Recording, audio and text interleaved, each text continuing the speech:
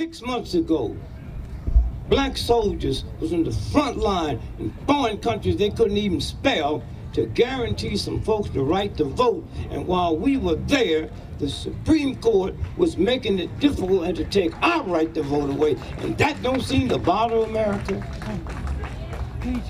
That don't seem to bother America. Well, let me tell you this. We'll win this one. Huh? We'll win this one. And the folks in Washington, D.C. and the world military don't even understand how to calculate this, because there's no calculate for what we did in the greatest movement that ever happened in the history of the planet. And when you understand that and understand who you are, black folks talk about reading the Bible and don't even understand what you're reading. Look in that Bible and look at slavery. Look at everyone in the Bible was a slave. None of them was able to set themselves free before 5,000 years. And that just shows what our legacy is. We were not able to be held captured 300 years because when them thugs thought they were stealing workers, they were stealing scientists. That's who we are. And that's what this is about.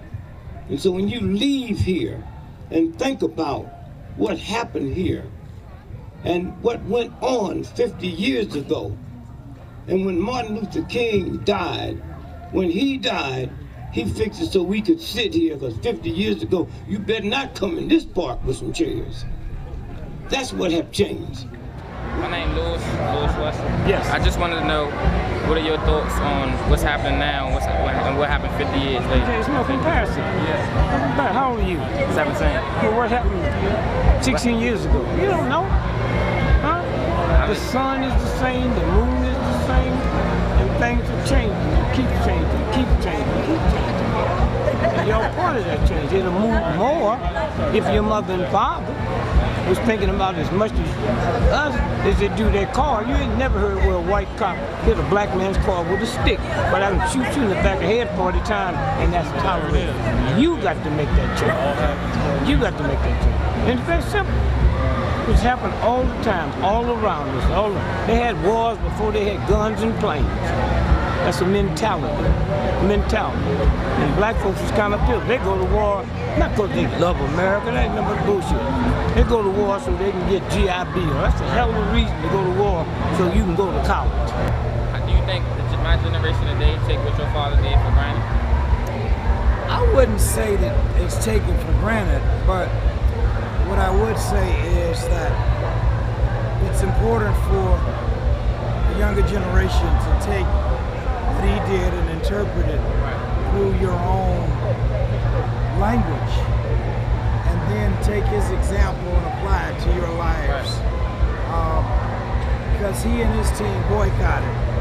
Well, today you all tweet, Facebook, Instagram, it's a whole different kind of technology. That technology can be used to create that message. Dad wanted to get rid of poverty, he wanted to get rid of racism, and he wanted to get rid of militarism and violence. So the question is, how do you translate that into a current language that you guys understand and those who come behind you understand? And I wouldn't say at all that it's forgotten, but I think you guys have to take it to the next level. Right. Another thing is, what did the march mean 50 years ago, and what do it mean now? The march 50 years ago was for jobs and freedom. This march yesterday was for jobs, freedom, and justice.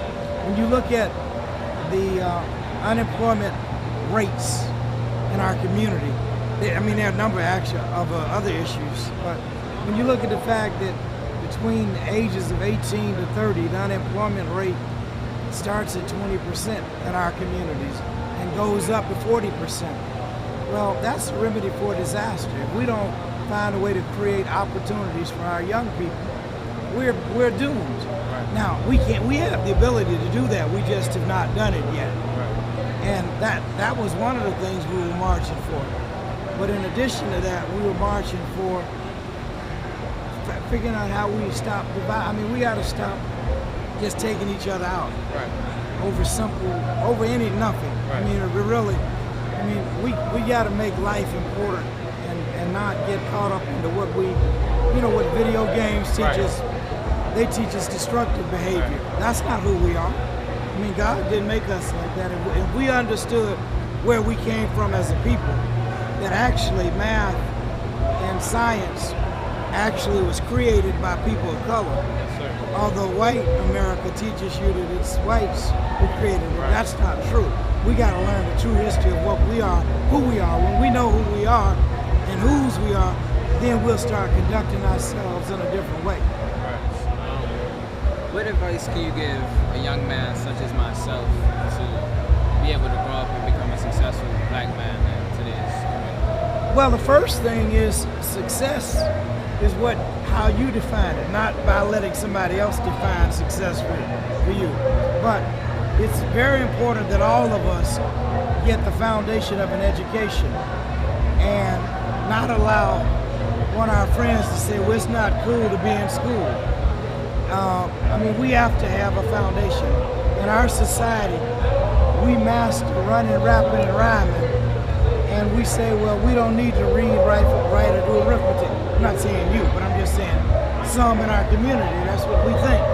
Well, the reality is we need math and science to understand how to put equations together, because most of the jobs are going to be in high-tech areas. And we can do those jobs as well as anybody else, but you got to have a foundation. So we got to find a way to capture the imagination of young people and not have so many young people dropping out of school. Then we got to find a way to make sure that a foundation is created. If we build our house in sand and in the rain, when the storms come in life, that house is going to fall down because it wasn't built on a strong foundation. The same thing about our lives. Our lives must be built. When you build your life on a concrete foundation, like, this is a temporary foundation here, because it'll fall too. But there are foundations in buildings that it takes a whole lot for them to be destroyed. Our lives have to be built on strong, solid foundations to set the tone for success. And we can become anything we want to. Nobody can tell us we can't become anything, whether it's a scientist, whether it's an entertainer, whether it's a doctor, a lawyer, or a businessman. I mean, really, we need to be in the arena of creating more jobs and opportunities. That's what young folk need to be thinking about. Not how can I work for somebody, but how can I create the opportunity of people working for me. Yes, my question is simple. I just would like to know, how does a young man like myself go on about finding myself? Life is a journey, and you got to decide what it is that you want to do. Nobody can tell. People can make suggestions, but nobody can tell you what you want to do necessarily. It's what you might feel. It may be photography. It may be whatever it is. When you find the thing that you would do even if nobody paid you, that's what generally our life's calling is. If we got to figure out what is it in life that I'm gonna do so well that even if I didn't get paid, I would do it. When you find that, generally, you will end up finding your passion, and you will end up making a whole lot of money, and it won't seem like it's work. See, the goal is to find something that doesn't seem like it's work. Because anybody, we can all find jobs. We go out and, we could flip burgers if that's a job. You can sweep floors, that's a job. But what do you want to do in life? And nobody can tell you that. You've got to decide, do I want to be a businessman, an entrepreneur? Or do I want to be an architect? Or do I want to be someone, a scientist? Do I want to be a lawyer? When you find out what it is, then you got to figure out what course it is that I'm going to prepare educationally so that I can do these things.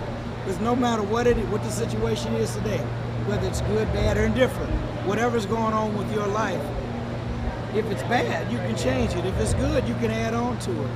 If it's not so good, again, it's you make that decision, nobody else. Okay, thank you for your time.